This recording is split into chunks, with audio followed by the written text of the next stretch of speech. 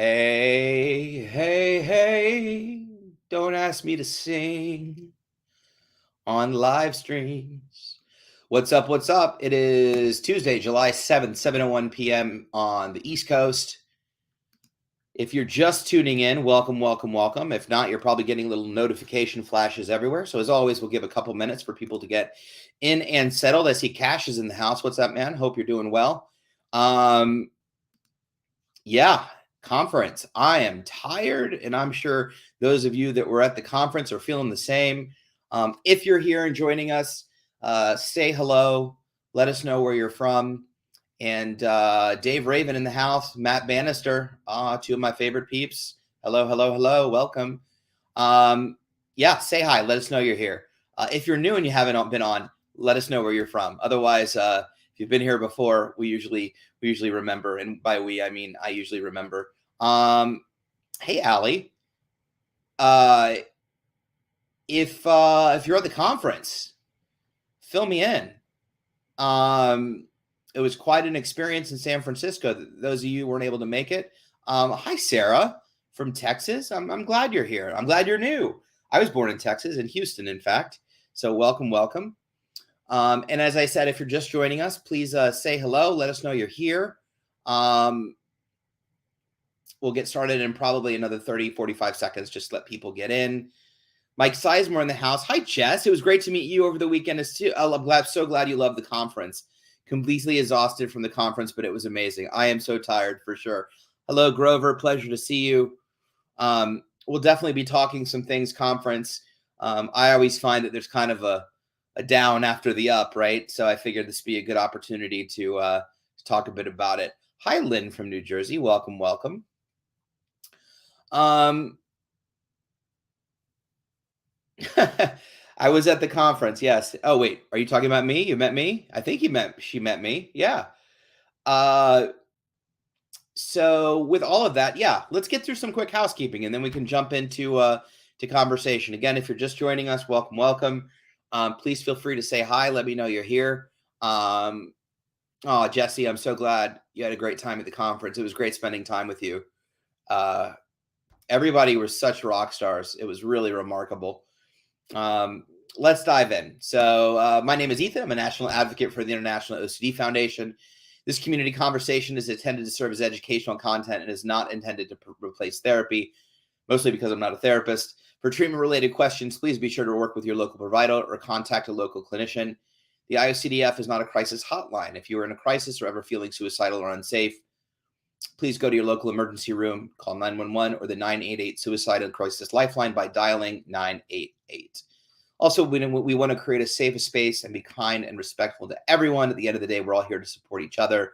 And a note, this is being broadcast on several social media platforms and is being recorded. So keep that in mind as we share personal information about each other. Jess heard I was trying hard not to fangirl, but yes, I had a really, I never really met other people in person with OCD. So life-changing. I love that. That's what the in-person conference is all about. Community, knowing you're not alone. It's one thing to be in these live streams. It's another thing to be surrounded by our family, right? So I'm so glad that you experienced that for sure. For those of you that weren't able to make it, we recognize absolutely that it's expensive for sure to get out there, to travel. You know, if you're not near San Francisco, next year it'll be on the East Coast. It'll be in Orlando. So maybe a little bit more convenient for some of you. Also, as it gets closer to the next year's conference, there are volunteer opportunities that you can sign up for where you can go to the conference for free. The registration is free, I should say. And the volunteer opportunities are really easy, like 2 or 3 hours the entire weekend. Like maybe you help at the desk or you announce a panel or something like that. But they're very easy ways to get your registration waived. So just some conference tidbits for you. Carla wrote, I had been on your lives before, but didn't make it to the conference yet, from Lake Tacoma area, Oklahoma. Lake Texoma. I know where you are. Yep. And I'm so glad, Carla. And hopefully you'll be able to make it to the conference soon, for sure. Oh, awesome. I'm glad you'll be there. And Matt, I can't wait to meet you. And Cash, I can't wait to meet you both. You're both become live stream friends, if you will. And Mike, of course, we were excited to see you. Um, Cash wrote, volunteer will be a keynote speaker. I like it. I like it. I like that. I'm in. That's kind of, I think, how I became a keynote. I just said, I'm doing the keynote. That's just the way it's going to be. All right. So, with that in mind, for those of you that were at the conference, what did you think? Fill me in. For those of you that were not at the conference, let me know how you're feeling, how you're doing. And in the meantime, yeah, the online is coming up. That is correct. We have the online virtual conference coming up in October. I think registration will be opening very soon for that. We'll keep you updated. And so thank you. I appreciate that, Mike. So yeah, if you weren't able to make the in-person conference, the next best thing is for sure the hey, Michelle Carroll and Beth Carducci in the house. The next best thing is the virtual conference. And that will be happening in October. So we would definitely look forward to seeing everyone there. And we can jump on the platform and Zoom and have some face-to-face conversations. It'll be equally as amazing. So how's everyone feeling? I'd love to know from those of you that went to the conference, what was your favorite part? What was your favorite part of the conference? Be curious to see, and let other people know what your favorite part about it was. What about it was going? What going was about it was. Eric B in the house. Yes, I wasn't able to make it in person, but I plan to do the online conference in the fall. Want to see how everybody's conference went. So I'll start. So for those of you that couldn't make the conference, we definitely missed you. We understand all the reasons why you may not have been able to come. Everyone licking John Grayson's shoe. I heard about that. And that pretty much sums up the entire conference for sure. Erica McCoy in the house. It was so great meeting you, Erica, in person. Yeah, but if you didn't make the conference, it was a really special event as they always. It was amazing. I'll actually start with Ali's comment at 7:08 p.m. She wrote, the sense of community you feel is just short amount of time is absolutely life-changing. It's hard being back in the real world for sure. Just a coworker throwing OCD had to shut it down. Just had a coworker throwing around OCD, had to shut it down. Yeah. Ali, advocate in the house. Yeah, for sure. It is hard. We used to do a panel. I was telling Amanda behind the scenes at the end of every conference on Sunday, we would do a what now panel, right? How we can continue the advocacy. So I was excited. We didn't do it this year, but I was excited to have this live stream because we can now decompress and debrief live and in person. Sarah wrote at 7:08 p.m. The conference was awesome. I went to your ROCD talk last year in Denver, and it was awesome. Thank you. I didn't get to see you this year, but I went to some awesome talks. I love the walk with Grayson, which was difficult, but really opened my eyes, feeling some post-conference blues for sure. Yeah, that is very common. I think a lot of people go, and it's so amazing to feel like you can be yourself. You can be who you are. You can say what you feel. You don't feel like you have to hide any part of you. And that's just such a relief, to be around individuals that are like-minded, that experience very similar things, regardless of subtype or symptom. They know what it feels like, and we know what it feels like. And so I totally understand how it feels like, back in the real world. But I'm sure you took away some amazing thoughts and skills and tools and all kinds of things that you heard to be able to use in your regular day life, if you will. And for those of you that don't know what anybody's talking about, so Dr. Grayson, who's a brilliant therapist and a psychologist, does this. It's now called the Road to Recovery, but it used to be called the Virtual Camping Trip. And he basically goes around the city. It's a huge group of people, and you do various exposures. I did hear that everybody had to lick his shoe. I think that's partly because he's arrogant, and that's just how you respect him. But we love John, and he would agree with me as a good friend. But also, you go through due to exposures. I don't know if you went dumpster diving this year. Maybe you can let me know. But in the past, they dove in dumpsters and licked stuff. But it's really, you don't have to do anything. It's totally up to you. But it's all about doing kind of crazy exposures and getting around in the city and so forth. And I would imagine that that was the experience this year for sure. And hi, Sally in the UK. Hope you're well. Yes, my wedding is coming up soon. We're very, very excited about that. We got some suggestions that we should have gotten married at the conference. Um, um, Sam Fadden at 7:11 p.m. There's nothing like being at OCDCon, feeling sad yet so grateful to have spent time with all of the amazing folks that are part of this very special community. To have been able to get up and present on 2 panels was terrifying, yet so empowering and actually fun. Seeing friends I only see 2 to 3 days per year is unlike anything else. Being myself there is also one of the best parts. P.S. Ethan, it was fun bantering with you and others in the lobby market. Oh, for sure, Sam. I'm so excited for you that you enjoyed presenting and really being a part of it. I have to give a massive shout out to all of you, really. I mean, just showing up here is huge, but I know that the conference for many people traveling can be, really anxiety provoking. Participating in a conference like that can be triggering and overwhelming. And I know even for many of us and our advocates, there were so many people this year. I think we had over 1,800 people from 13 countries and 43 states or 43 territories or 43 territories and states. But, I remember going to I think we were still in the fairly midst of COVID last year.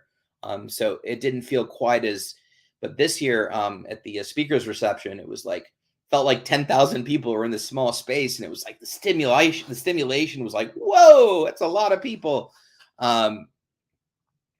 But what I was going to say is, if you went, a mad respect to those of you that were able to go and could go and did go.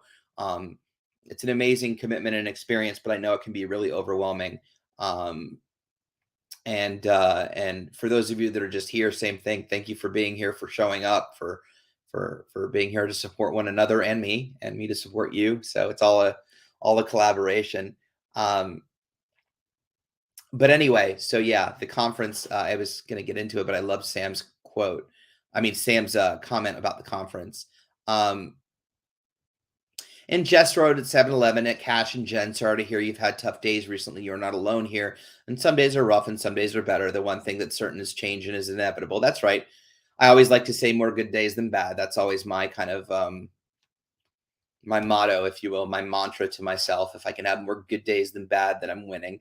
Beth Carducci at 7:12 p.m. wrote, I've been getting slammed on Instagram because I've made a remark on a video, shows cats that have OCD stated about the stigma and such. People have been really relentless on the replies. I'm sorry, Beth. I think, so you've been getting slammed on Instagram because I made a remark on a video, shows cats that have OCD stated about. Gotcha. Yeah, I think people that may not know that you have OCD probably feel like you're making a joke when in essence it's kind of that thing where we can make jokes, but other people can. And maybe people that don't know you have OCD feel like you're those other people. So I'm sorry for that. Layla at 7:12 p.m. wrote, this was my first conference. It was great to meet people and have similar experiences and feel truly connected. I love that, Layla. I feel exactly the same way. Sam wrote, yeah, the overstimulation of the speaker's reception was definitely a memorable time. Yeah, that was nuts, but it was fun.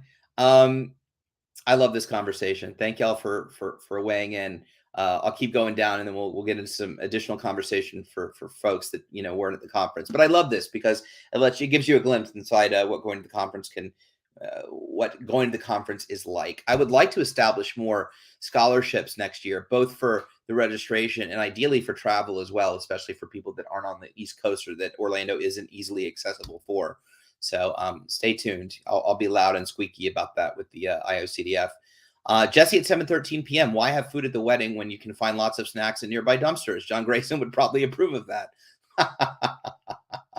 Oh, Jesse. Jesse and I spent lots of time together at the conference, and she's fantastic. And I agree with you.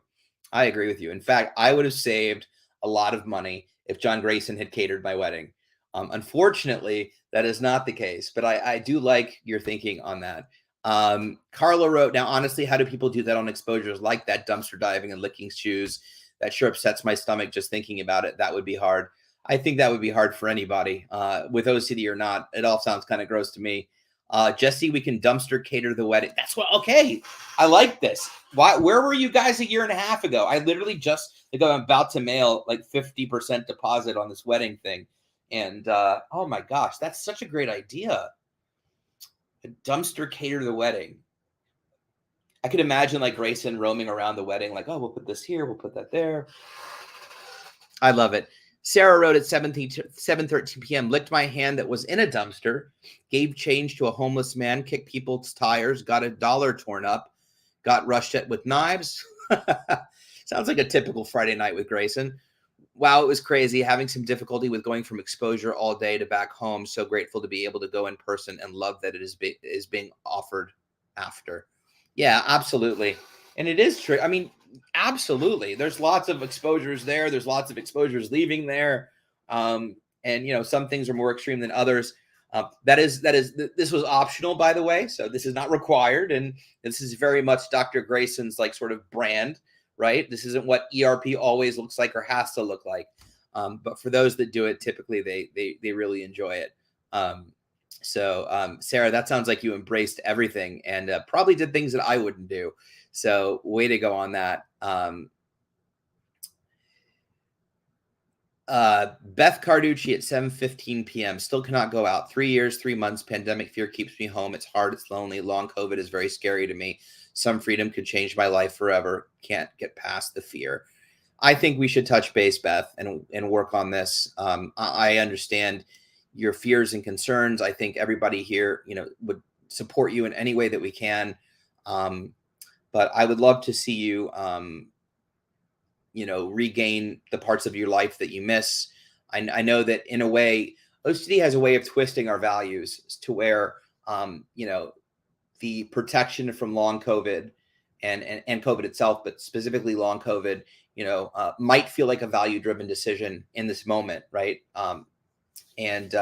Because of what happened at the beginning of COVID. But I would love for you to see, I would love for you to regain the pieces of your life that you're missing. And it can be slow and systematic, but you know, you're awesome. And we all think you're awesome. And I think you deserve, you know, the life you deserve. And it can be small doses here and there. But, you know, I always think that the risk is worth the reward. And, you know, we can't get certainty that, you know, you or any of us aren't going to get COVID. But, you know, I think as we weigh things out and slowly work on things, I know that, you know, the longer it goes, the bigger the monster gets. You know, 3 years and 3 months is a long time, but it's not overcomable. And I think that with compassion and love and tools and skills and conversation and support, I think we can get you, you know, we can start maybe eking you toward the front door. And, you know, if you'd be open to, you know, working on that, I would love to see you at a conference. I think we'd have a really good time. So just tossing that out there, Beth, but, you know, totally up to you. But we're here if you need us. Jess wrote, do you know how many scholarships were given for attendance this year? I don't offhand, Jess. I know there's scholarships for registration. I also know, like I said, there's volunteer opportunities for registration. And then I know that nonprofits, some of the nonprofits give scholarships and will pay for individuals to go. I know Jack, which is Kim Vincenti's nonprofit. She won the Hero Award this year. Will pay for people to go to the conference, both travel, hotel accommodations, and the registration. And I know in the past there's been different ways to get different scholarships that cover both travel and non-travel. I know the IOCDF doesn't cover travel, but they will cover the cost of registration. You know, the good news is Orlando will be significantly cheaper than San Francisco. For those of you didn't go, you now have enough money for a mortgage. The food was really expensive. Everything was really, really expensive in San Francisco. Fortunately, there was a Trader Joe's across the street, so that made it that was a great. Usually, it isn't like that, so that was fantastic. Because if you didn't want to eat at the hotel or not spend the money at the hotel, you could just go across the street. But I've been ready to dumpster cater, rip up the check. I like it. Yeah, Matt Bannister, 7:16 p.m. John does do a chewing gum. He actually does this in his talks. He does the ABC gum, where he helps people understand what it's like to have OCD when you don't have OCD. So he chews a piece of gum at the beginning of his talks. And then he'll basically start with saying, hey, when you were in college, if you went to college, did you go to clubs? And if you went to clubs or parties, did you make out with people? And people be, oh yeah, one party I made out with 5 different people, and then the next weekend I made out with 6 different people, and blah blah blah. He's like, okay. So now what I'm going to do is I'm going to take this gum out of my mouth. Who wants to chew it? Who wants to chew my gum? And everyone's like, oh my God, gross. And he goes on to, well, what's the difference? If you're making out with tons of people at a party or chewing somebody's gum, is there really a difference, right? It's just the context. And so he passed around the gum, and like 8 or 9 people will chew this same gum in the audience, and then he'll take it back and chew it. And it's still gross. And I would still prefer kissing people than, well, Katie only, but in the past we're speaking. But yes, he does that when he does his talks, and it gives people a sense of like that discomfort around, oh my God, I'm chewing someone else's gum. What is this going to do to me? And it's really good. The chewing gum still haunts me in the best way. Yeah, it haunts all of us. Yeah, Jen, one of the goals I have, and I know the advocate, the IOCDF has in general, it's all of our goals is to make the conference as accessible as possible. We recognize that it's expensive, both from and unfortunately with the cost of travel just being absolutely exorbitant. They book the hotels 3-4 years in advance. So the hotel rates, although not cheap, are significantly cheaper, $210, $220 from what they would be if you just normally went to this hotel, which was like $380 or $390. We're always looking at ways to make the conferences more affordable. We also want to hit different locations and geographies, and we also need a space where, there's enough conference space to be able to have the conference and support 2,000 individuals. But we're always looking at ways to make it accessible to individuals, and we're constantly looking at opportunities, whether it's live streaming or more scholarships, and anything in between. So I appreciate you saying that, Jen, and hopefully in the very near future we can get everybody at the IOCDF conference live. In the meantime, that's why we established a virtual conference. I always say we, like I work there. I don't work at the IOCDF. I just love them dearly, and it's volunteer. Sam Fadroad, I did the Tic Tac on the toilet seat in the men's bathroom. Perhaps that's similar to the gum thing. I would say so. In the men's bathroom, that's like the other exposure. Go into the wrong bathroom and eat the Tic Tac off the toilet seat. I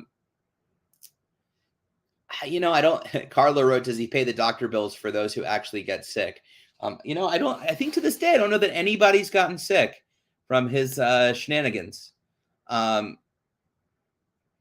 My therapist is still trying to get me to go out. She won't give up. Good, Beth. None of us are going to give up on you. You're stuck with us. We're like the gum on the side of the dumpster. We're not going anywhere. So I'm glad.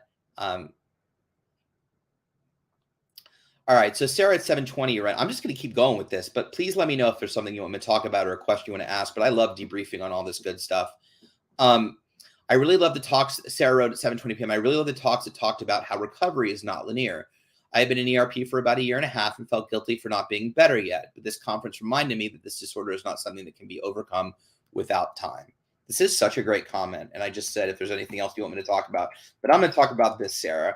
So yes, recovery for most people is not linear, as life is not linear. You see that, what you think life will be. And it's like this straight line that just goes like this. And then there's what it actually is. And it's that, like, there's a cliff, and then there's a water, and then there's like a shark, and then a dinosaur. I know. I'll find the picture and maybe I'll share it. But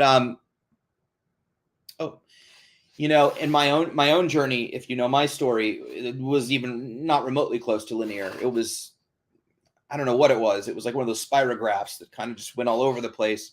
And I remember being in residential, and I talked about this a lot at the conference this year. I was in residential treatment and watching people, do the work, and week by week they would get better and better and better, and then released. And I didn't understand why that wasn't me. I didn't understand why I couldn't be that person. And in my mind, clearly my OCD was worse. I was sicker. Something was more broken with my brain than other people, and I just wasn't going to get better.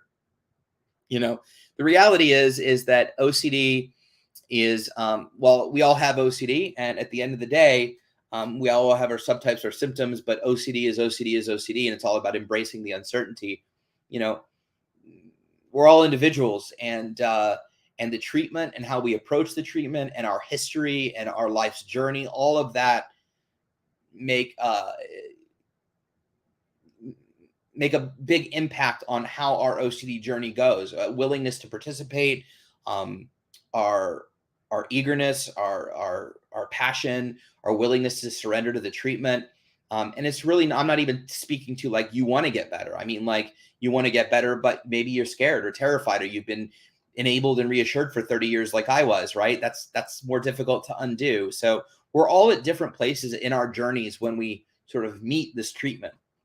And the treatment is really effective, but it doesn't mean that we're in a right place or the best place to fully surrender and accept it. And it's a process. For some people, it's an easier process than others. It's definitely a marathon, and it's not a sprint, no matter who you are or what you're going through. But no, recovery looks different for everybody. And, the commonality is, you've most likely done exposure and response prevention, cognitive behavioral therapy, and maybe some ACT and DBT and some other things. And, it looked like I got better for a while and then it relapsed, or like I regressed and then I got a little bit better. I think the whole treatment itself is kind of 2 steps forward, 1 step back. That was my experience. And sometimes it was 1 step forward and 10 steps back. But as an average, I always felt like I would make a little progress, make some progress, and then go back a little bit, and then make some progress and go back a little bit. But if you look at working out, which is an analogy I always like to use, anytime you up those weights because you've hit a plateau where it's easy, like, yeah, you're super sore and you can't walk for 3 days and everything hurts. And, it's kind of like that. You get to a place where like the reps are easy and it's cake, and then everything's upped on you and you feel like crap for another couple of weeks. And, treatment for OCD is very similar to that. I think if you're in a place where, and also it's very hard for us to determine how we're doing. We're really bad referees. And in fact, I would encourage those of us in treatment to not be a referee, and just be, a player in the game. It is really hard to see gains as we go through this. And the reality of it is there are no little victories. I used to say, look for the little victories. I've retired little victories. I think every victory is a big victory. I really do. And I think that we have to give ourselves lots and lots of compassion. And if you're doing things that you weren't doing before, you're getting better. I mean, it's as simple as that, whether it was washing clothes, taking a shower, brushing teeth, washing your hands for 20 seconds versus 20 minutes. Okay, so you're not at work yet, or so you're not dating yet, or, you're not jumping out of airplane, whatever it is, are you doing something that you weren't doing before? And if so, you're gradually getting better. And I think that's the thing. We can't put a time frame on this. We can't say I should be better by X amount of time. And listen, we have OCD. We want instant gratification. We want it now. We're overachievers. Like, let's get this shit going, right? But that's just not exactly how it works. So I love this comment. I think that's a great comment, Sarah. And I think that's really helpful for people to see that, and the reminder that, it takes time, and the journey is different for everybody. And just because somebody else gets better quicker doesn't mean that you're any sicker or any harder to treat, or any of those things. Again, everybody's got their own journey. And I think I truly, truly, truly, truly believe that everyone can get better. Everyone can live a life in recovery from OCD. And that's why I continue to advocate as much as I do, because I really felt like I would never get better. It was impossible, and I did. And I was like, oh crap, okay, well, if I can, then everybody can. And I don't want anybody to go through what I went through. So yeah, great comment. I love that. I could literally talk on that for 3 hours. So me and Rev going to Disney. I told a bunch of people, Cash, I said, oh, that's gonna be bad with the conference in Florida. I'm like, there's no way I'm gonna get Katie to the conference. Everybody's like, why wouldn't she come? I'm like, because she'll be at Disney. In fact, literally the most expensive city I have ever been to. She's referring to San Francisco. It was, I remember being there in 2017, and it was like crazy expensive. I was at the market at the hotel, and somebody had a $10 credit. And the lady said, well, you can get a banana. I just laughed to myself. What's a $10 banana? I mean, even with the convenience fee, like, seriously, oh my goodness. Beth Carducci wrote, I'm really interested to know why everyone isn't afraid of long COVID. It's debilitating, incapacitating. I see videos of people bedridden, can't breathe very well, have major heart problems, sick, disease, dizzy, all the things. It's a great question. Stop Googling, first of all, Beth. And don't laugh at me right now for saying that. Um, I think that I think that you know there are aspects of suspension of disbelief here. I mean, if I googled right now how many people died in a car accident today, and I know you're going to roll your eyes and be like, "Oh, this old example," but it's true. People die every day by getting in cars, but we all do it because we want to live toward our values and live a life, right? I realize cancer and MS isn't contagious, but I would sit here and argue any disease that you can catch. How many diseases were there out there before COVID where you could potentially get, right? And go out, and why were we willing to go out anyway? Now I realize that we could make an argument, Beth, that this was different, right? This was a pandemic. Uh, Been 100 years since the previous pandemic. And so it's kind of unlike anything we've ever experienced in our lifetime. So absolutely recognize that. Not sitting here invalidating anything that you feel, Beth, at all. You know me, and I'm not doing that. And not invalidating the severity, and I'm not invalidating the seriousness of COVID and the people whose lives who lost their lives. Right. I also think, not a medical expert, but I also think we're in a very different place than we were before, right? And I haven't looked at the stats recently, and in fact, neither is the news, right? Nobody's talking about it. Um, but I think just like anything else, there's colds and flus that turn into long-term things. There's other disorders and diseases that are less of a big deal, but can have side effects and same with medications. There's crazy medication, there's regular medications, antibiotics, antidepressants, whatever, that have long-term symptoms or side effects that can really mess people up. Well, why do we take them? And I just think about those things. I think I don't know how to say this because in retrospect, but I mean, I think obviously we were all terrified of COVID when it first hit, 100%. And I was probably one of the later people to come out and go out to eat. And I mean, really, just in the last 6 or 7 months, I've started eating out like inside and just kind of going to conferences and doing what I do. I still wear a mask on the airplane. I still don't like to, because I always got sick when I flew anyway. So like having nothing to do with COVID, I was just like, this is fun to fly and not get sick. So it's just like, I'm going to wear a mask. Um, so, it's nobody's denying that those don't exist. And, I'm sure there's information out there that are saying it's underreported and things like that. But what I know to be true, and this is just my own experience, Beth, is that, out of all the individuals, I don't know anybody that got long COVID that got COVID. And I'm sure out of all the individuals who have got COVID, that isn't to say you can't get long COVID, but I would say the majority don't. I could be wrong. You may know the statistics better than I do, but I think that the majority don't get, you know, the bedridden COVID of so forth. So then we have to ask ourselves, well, what are you giving up versus what are you protecting yourself from? You have no guarantee that if you go out, you'll get COVID. You have no certainty around that if you got COVID, you would get a bad case of COVID. And if you have no guarantee that if you got a bad case of COVID, that you would get long COVID. And if you got long COVID, what kind of long COVID would you get? Because I know some people read about some people that got long COVID and then it went away 4 or 5, 6, 7 months later. And then, yes, I've heard about the people that you're describing as well. But the reality is to everything in life, there's extremes. So what are we willing to risk? Are you, Beth, willing to give up your life to prevent getting this? And I would argue that you're saying, I see people in bedridden, can't breathe very well, major heart problems, sick and dizzy, while you can breathe fine, right? And you're not dizzy. People bedridden don't leave the house, and you haven't left the house.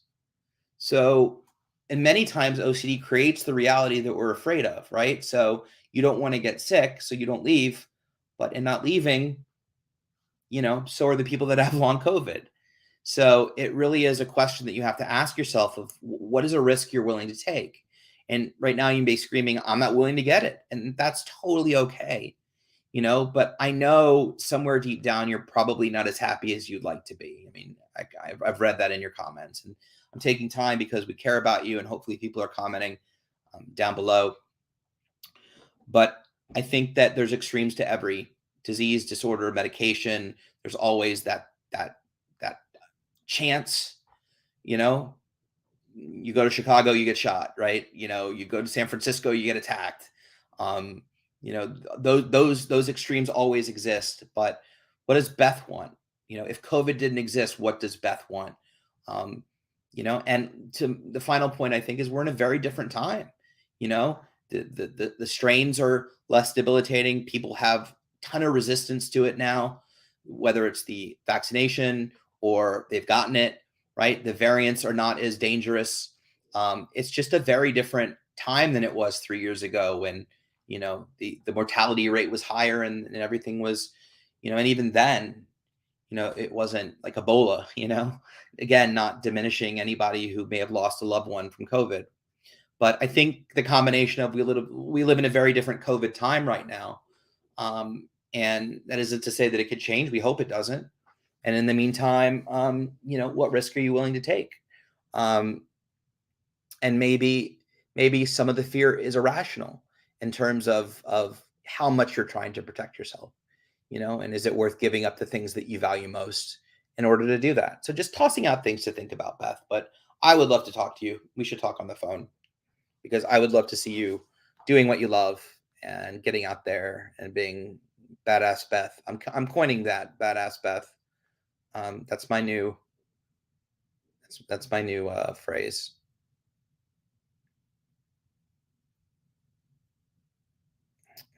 I scrolled down to see if you said anything, Beth, but I just see people trying to guess your age.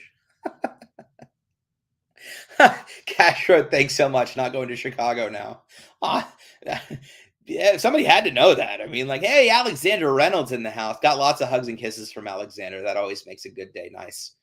Let me get back up to where I was before. But Beth, at the end of the day, I hope I didn't make you feel uncomfortable or invalidated. I'm in no way doing that. Obviously, lots of people struggle with lots of things. I struggle with lots of things, but I don't want to see you homebound. You know, you have so much to offer, and you do in these live streams. And I would love to see you gain a little freedom. And nobody's saying that you have to go to a Grateful Dead concert tomorrow. But you know, what's something small? You know, even if you wore a mask, you know, what's something small where we can minimize the risk that you feel, but start getting you a little bit out of your comfort zone a little bit at a time. Start to weaken that monster a little bit. You know, I would love to see that for you. Layla at 7:22 p.m. wrote, motivating to see people farther along in treatment made me realize I've been resisting really committing to treatment out of fear. Tough reality check, but seeing the ERP lifestyle was encouraging. Oh, Layla, this is gorgeous. I love this comment. And that's what I was talking about. You know, the statement ERP doesn't work or didn't work for me, right? We hear that so much. It's really, really hard. And that may be the case. It may be. There may be individuals that are treatment resistant and ERP doesn't work, you know, but it really requires a certain amount of surrender and a certain willingness to really just let yourself be scared and take a chance, right? And it's really hard. I mean, if you know my story, it was really hard for me to get there, and I was put in a position where I was kind of forced to make a choice and get there. But that realization, Layla, that you've had, because OCD is really good at tricking us into thinking we're doing it. I did it. I did ERP 4 hours a day for 2.5 months before I got kicked out of residential. And if you'd asked me, I was in it. I was doing it. I was committed, you know, and only later did I realize, yeah, but were you really scaring yourself? Nah, not really. Were you undoing it in your head every time? Yes, you were, right? The good news is there are other modalities of treatment to try, but I think this is such a wonderful statement from Layla in terms of like, if you're in treatment, if you're currently struggling, like, you know, asking yourself, like, you know, are you resisting? Are you white knuckling through ERP? And if so, you know, what are some things you can do, either talking to your therapist or talking to other individuals where you can really start to embrace that? That's a huge realization, Layla. And first of all, give yourself lots of grace and self-compassion. Uh, you know, I guarantee you, I'm sure you've made wonderful gains in the process, but I think that's such a huge realization. And that realization, you know, and committing to the ERP lifestyle is really the key to that last giant push to not reach just functionality, but full life and a joyous a joyous life. I love this comment. So thank you for sharing that, Layla. Really appreciate it. Ali wrote, Beth, just want to send you tons of love from afar. I know it's so hard, but there is hope, I promise. And I agree with Ali, who I finally got to meet in person a couple times. We were supposed to connect. The conference is so busy, but we will. Beth, hopefully I gave you some things to think about. I think I answered that question, and I look forward to your thoughts. Clara from Portugal. Welcome, welcome. Thank you for being here. Cash wrote there are COVID cases, but mild. Long COVID is the lasting effects not having COVID. I don't know too much about it, but that sounds good. Jen wrote it, Beth, I'm not afraid of COVID. I still have a very intense fear of unknowingly making others sick. Absolutely. And I have health anxiety. You know, and I have health anxiety, and I worry about all kinds of illnesses and things like that. You know, if you want to look at this conference, for instance, I mean, you know, let's just be candid. I like to be open and honest with you. You know, I'm sitting here going, okay, it's Tuesday. I have a headache. I was around literally 2 billion people this weekend, literally hugging everyone in crowded rooms, really just no masks, you know, no anything. I did bring hand sanitizer with me and did kind of some of my normal routines when I'm in crowds and things like that. But I woke up this morning going, okay, let's see. I last saw somebody on Sunday. So that's been 48 hours. I guess I have another 2.5 days to see if I get it. Incidentally, I've never had COVID. So the idea of getting COVID kind of scares me because I've never had it. And of course, even talking about it is like, oh my God, I'm putting it out there. But here's what I know. Here's my thought process, Beth. My thought process was one, advocacy and helping others is like the most important thing in my life. Everything is guided by that, along with family and friends and Katie and love and friendship, right? So that was number one. Number two, therefore, going to the conference was the most value-driven thing I could have done for myself. Number three, I need people and people need me, meaning just our advocacy and our work together. So then it became a risk assessment. Well, can I get COVID? Yes. Is it unlikely? I don't know. Doesn't seem to be going around. I knew the day I went, my therapist said her husband had got it and she was going to wait 4 days. And if she didn't get it, she was going to come. So she came. I gave her a hug. You know, I tried to minimize risk as much as possible, but didn't really think about it too much. But just wait, you know, there's not a huge surge going on. You know, keep taking my vitamins, keep eating healthy, keep exercising, and you know, I just cared more about helping others than COVID this time. And you know, I do a lot of A to Z thinking, meaning like I have a lump on the back of my neck right now. It's been there for about a month and a half, and it's hard. And of course, my first thoughts go to every scary thing imaginable. At the beginning, when I first felt it, I Googled it 1,000 times. I'm pretty sure it's just a cyst. I made an appointment with a dermatologist. I couldn't get in for a month. Should I get in sooner? Like, I'm the first to catastrophize everything. With COVID, though, it's kind of like, well, if I get it, most people I know that got it and were vaccinated have had mild cases. So I'll assume it'll be a mild case.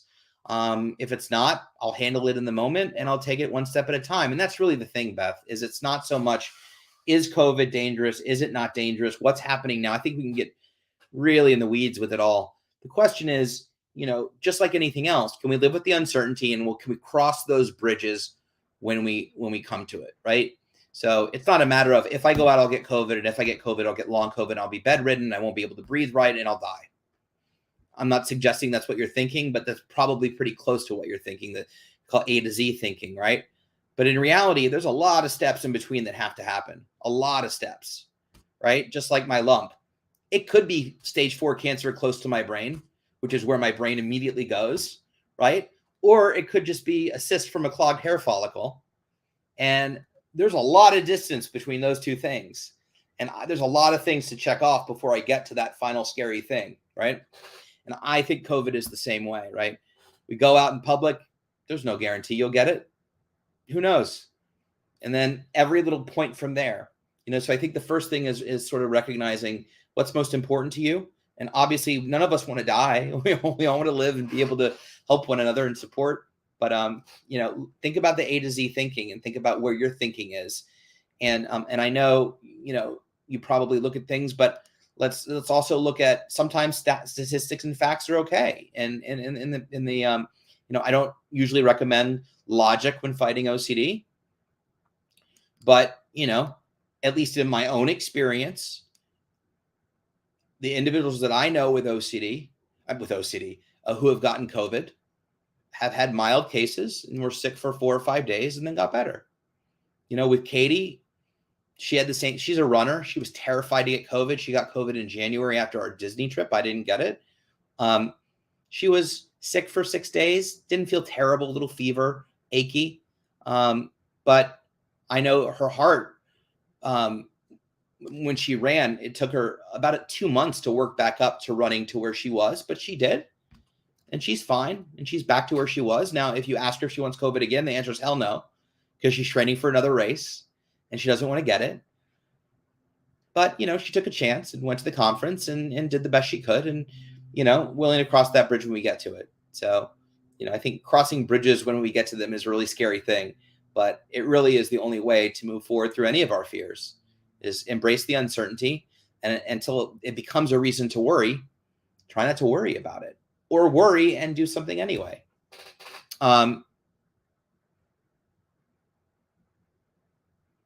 Sally at 7:24 p.m. wrote, "It does ease. Aged 18, I went to work. I am a checker with almost all of my electric devices in my bag, car, or outside. I am far from better, but life is easier." Yeah, for sure.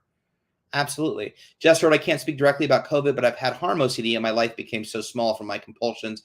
I had to start taking risks because it was becoming more dangerous for me to close myself up." Absolutely. And I think all of us who have received some recovery from OCD, feel the same way. And Beth, I know what you're thinking, and you're probably thinking, yeah, but COVID is real, and you probably aren't going to actually harm someone, or some of the effect of COVID is a real disease. But I have lots of, what if this food is bad? What if I get this thing? I mean, a lot of my fears are based in reality. I have a lump. That's real. I had a tongue twitch, a heart thing. That's real. Right. And the fear for Jess is as strong, or was as strong as your fear, Beth. And the reality is that's the truth of the matter is we're all taking a risk, right? In an effort to put the illogical thinking behind. I would argue, Beth, that nobody's arguing that COVID isn't out there, and nobody's arguing that, at least in this group, hopefully, that COVID isn't out there. Nobody's arguing that people don't get long COVID, and or worse. But I think there's lots and lots and lots and lots of risks out there, and I think that we have to weigh what's really meaningful to us. So thank you, Jess, for weighing in. Matt Bannister at 7:25 p.m. Last week, I checked off a big step on my hierarchy. Was going to see Hollywood Vampires live at my local rock concert venue and totally rocked out and made the most of it. Last year, I was housebound with visual Tourette OCD, but with evidence-based treatment and amazing support network with the IOCDF, I've reclaimed my life back with recovery, where VTOCD has completely dissipated. Thank you, Ethan, Katie, Chris, Liz, and the amazing OCD community for helping me where I am today. You are the best. Okay, Matt, you're going to make me cry. So, and the thanks and credit goes to you, because you took everything and put it into practice. I want to hold a torch for you, but all the credit goes to you. That is so awesome. I'm so glad you loved that concert and had a blast and got to enjoy yourself. That's what it is all about. And so congratulations on a huge win, and not just a big victory, a huge victory. Congrats on a huge victory. And, keep on keeping on. It's more good days than bad. It doesn't mean, OCD works like this, right? And sometimes, it works like that. So, there's going to be blips, in the road, but how many you have compared to where you were is really what you want to measure. I think that's a huge success, Matt. Congrats. Rob wrote, "I was at McLean 24 years ago and I'm still doing exposures every day." That's awesome. Yeah. I mean, it's a lifestyle for sure. And it's taking your medication, that's exactly right. It's just like, again, the working out thing, which I love that I use the analogy because I never work out and I should, but go to the gym, get in incredible shape. And then you go, okay, I'm in shape now. Well, no, because in 3 months you'll be where you were before, right? It's an ongoing process and system, and so that's a great example, Rob. Um, Jess wrote, I still haven't tackled my biggest fears, 7:26 p.m., but I am taking those baby steps and trying to trust myself in that if my worst fears were to happen, somehow I would be able to handle it. Absolutely, absolutely. I really think my worst fear was my OCD and hitting rock bottom. You know, um, if I look at all the things in my life, I think that I have a lot of fears, but being able to move through that, you know, um, was honestly the biggest win I've ever had. And when I have to face things in life, I automatically compare it to that 2 year period of time where I was just, at rock bottom, and then went through psychiatric hospitals, and then misdiagnosed again, and then treatment, and then residential, and then kicked out and on the street. And it's like, okay, I can do anything. I can nothing is as bad as that, right? And Beth, I say that because I think that for you, I think if we can get you outside and over this very real, understandable fear, I think everybody got really, really scared for sure. And I definitely, like, getting out and taking risks was a slower process for me, for sure. But I think if we can chip away at this, you'll look back at this time, maybe a year or 2 years from now, and you'll be able to do anything, Beth. And I'm excited for that. Alexandra, hello everyone. Are we talking about licking things? Alexandra was at Grayson's. I know I'm way behind on comments. I'm sure she's talked about it.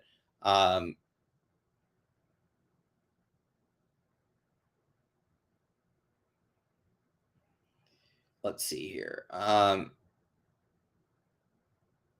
Yeah, just wrote at 7:27 p.m. But my compulsions were almost becoming a self-fulfilling prophecy. It was causing pain and suffering for the people I'm scared of hurting, seeing me sequester myself away. It's so hard though, and that's exactly what I was talking about. It creates the reality. Um, so I totally get it. Let's see here. Hey Jen, 7:27 p.m. I need this tonight. I keep feeling like a failure because fallen into health OCD, and I'm giving into compulsions left and right, even though I recognize them for what they are. I'm still giving in. So Jen, hopefully you're still here. If not, then I'll talk to you anyway. Which is, first of all, grace, self-compassion, keys. Number two, that's the nature of OCD. It can definitely get angry and attack for various reasons: good stress, bad stress, whatever's happening in your life. And while it is up to us to engage in response prevention, that's not always realistic in terms of where we are in our lives, what we're doing, the stresses that we're under, and it can be very, very easy to fall back into a rut. You're definitely not a failure. You're definitely not a failure. You can't be a failure from a disorder or a disease. That's like my friend's MS coming back, and I reference her all the time. I should have her on here to talk about like her MS. There's so many similarities, but that's like her, right? Having 2 weeks where she can't walk, but calling herself a failure. I always say, if anything, research and science has been failing us. We need more options to disease. We need more solutions, whether it's a medication, whether it's a biological treatment, whether it's a different kind of therapy or treatment. And there are things coming along. And as of right now, ERP is the gold standard, evidence-based, and that is absolutely what you should try first. But we need more options. So you are totally not a failure. And if I think the first step is recognizing, and I know that can feel frustrating, like you even feel more like a failure because you see them for what they are and that you give in anyway. But that's not being a failure. That's the nature of the disorder. It's scary. It's scary to not do them. It's scary for the fear to come true and all of that stuff. But let's not forget, the fact that you got better before, right? And what did it take? And what values did you follow in order to do that? What motivated you? Why are you giving in this time? Does it feel like you can't help it? Do you need support? Do you need to go back to treatment or therapy? Well, before, start asking yourself questions, start reflecting on what you did to get yourself better before, and try to get yourself back there again. But I think for you, maybe just small amounts of resistance just in this very beginning. Okay, you've given into compulsions left and right. That's cool. Let's start small then. Let's, if you're doing, have you resisted 3 compulsions today? Start there. I don't know how many you're doing, but can you resist 3 in a day? And If you can't, how long can you go resisting them before you finally give in? Start challenging yourself though. So the next compulsion you feel like having, if it's an immediate check or an immediate something, how long can you wait before you do it? Challenge yourself to something small like that. Start taking those systematic steps and see where you get.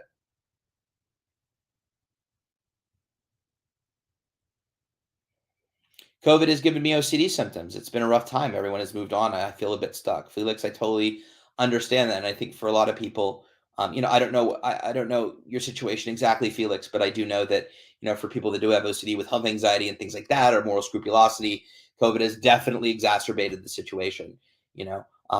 Now, whether you didn't have OCD and now COVID has made you nervous of some things, it's a possibility. And if you haven't had a diagnosis or haven't been officially diagnosed, that might be something to do is to work with a clinician. But I'm sorry you're feeling stuck, and I would encourage you to reach out. You can visit the IOCDF.org website. I haven't seen you on here, so that's why I'm talking to you like this. And if you have OCD, I apologize. I'm not inferring that you do not, but just reverse engineering. Sam Faden, lick all the things. I'm gonna let Grayson know how popular he was in this thread. Okay, let's scroll down. We have a few minutes, so let me just scroll down and see uh, who else. Caitlin Mountain at 7:29 p.m. I had my son 10 months ago, and it was a wake up call for how far I've come, but also how much OCD will always be so ever present in my life.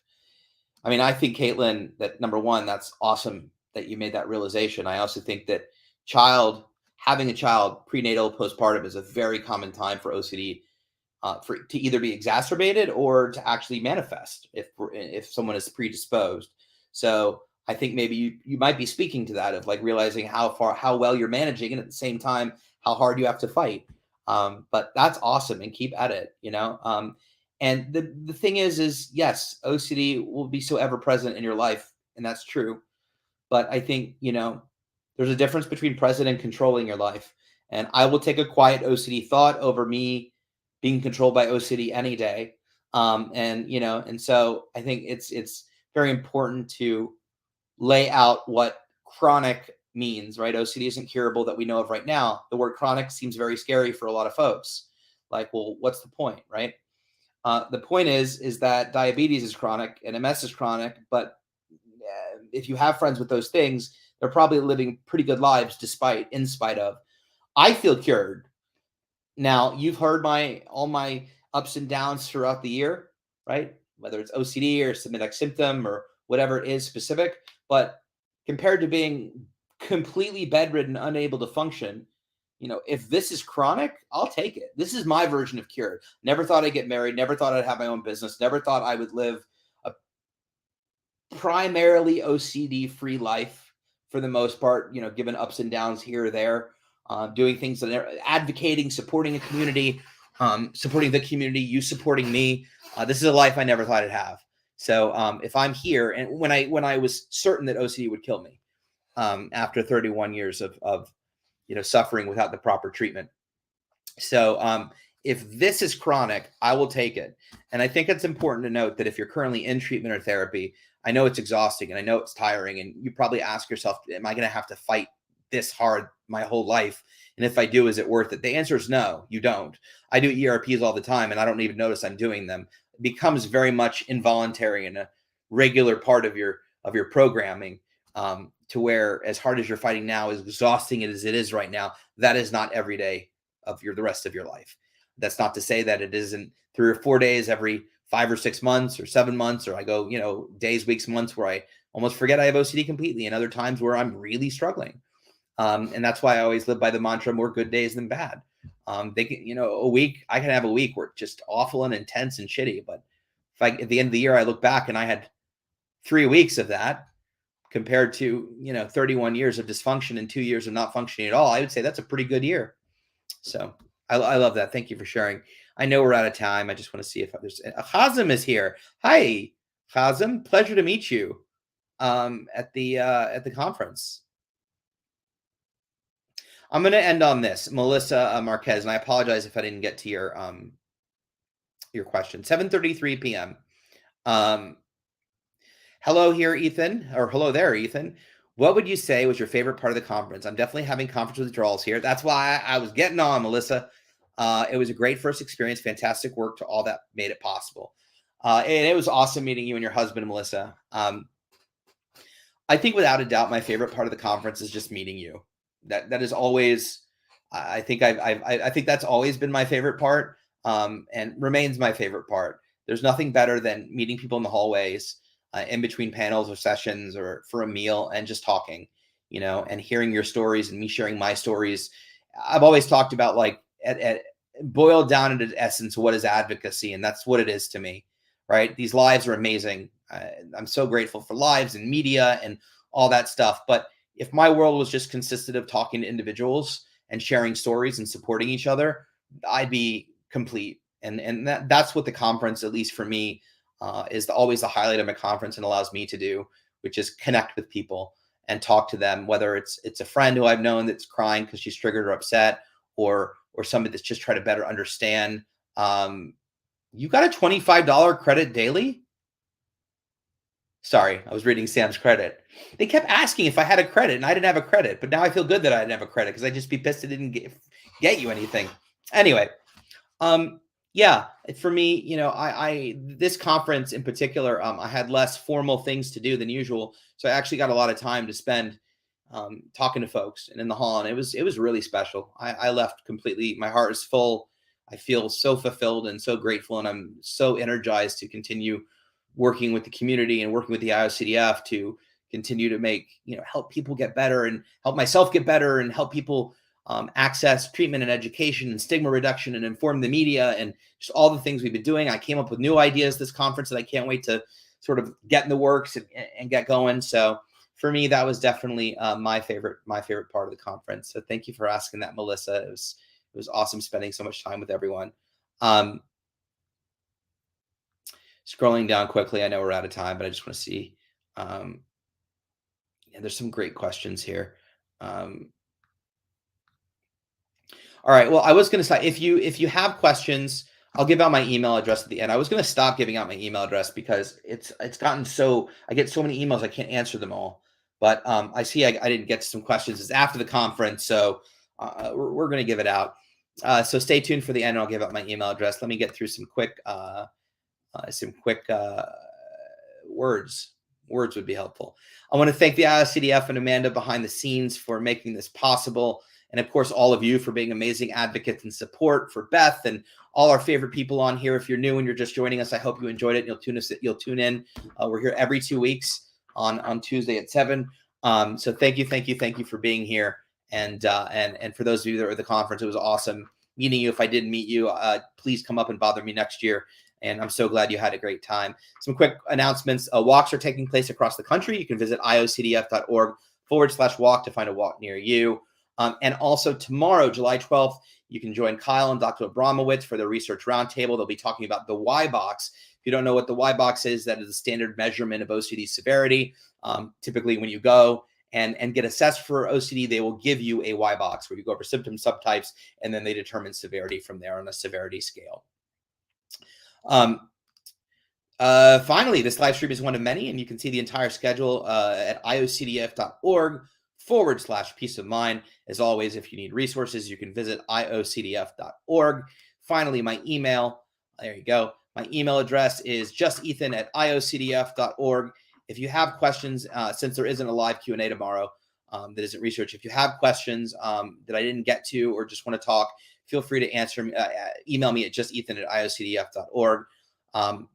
Do me a favor. If I owe you an email and I haven't emailed you back, don't yell at me. But if you were on this stream and you email me, just let me know that you were on this stream in the subject line, and I'll answer your email first. If you have an email that's been sitting there for 3 months, please don't hate me. Just send it again, forward it, and say you were on this stream, and I'll get right to it. Just give me grace, please. With that, thank you so much for being here. Thank you for being awesome. Thank you for coming to the conference. If you weren't there, you were missed, but please know that you were supported and loved. Beth wrote, I have crabs. There's a sentence you don't hear a day. I think that's a great way to end.